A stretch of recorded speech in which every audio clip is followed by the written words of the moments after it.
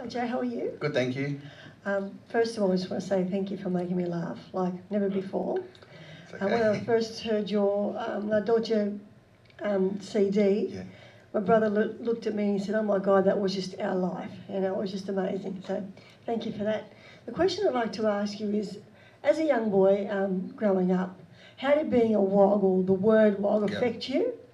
And how did you come to use it or accept it was good to put in your repertoire and change what it meant? Sure. Yeah. I think that by the time that I had reached a certain age where I'd gone to school, and well, firstly there was a lot of Italians and Greeks in the, because I grew up in the inner west of Burwood, Stratfield, so there was a lot of Italians and Greeks and so on, Lebanese at school anyway.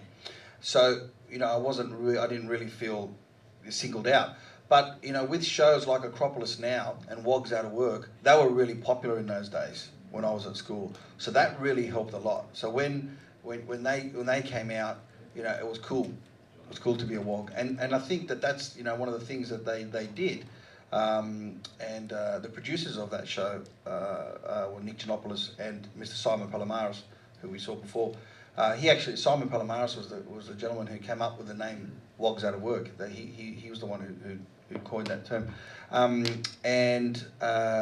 that helped a lot of kids, because if you go back a generation before me, or even 10 years or 5 or 7 years before me at school, a lot of people got into fights, and I'm sure that a lot of people in this room here would probably have stories of when they first came to Australia, or even if they looked different or they had a different sandwich, they would have been picked on.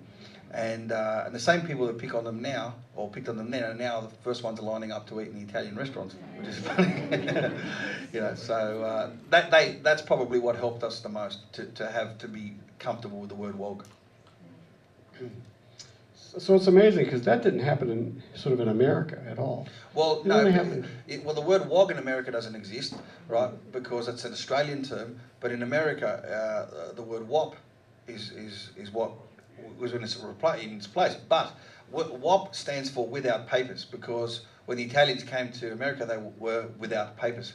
And here's another interesting one. The word Tony came about because a lot of the Italian immigrants, they sent them to New York, and so they used to stamp to NY, so to New York. So that's how Tony became about. Is that right? Yeah.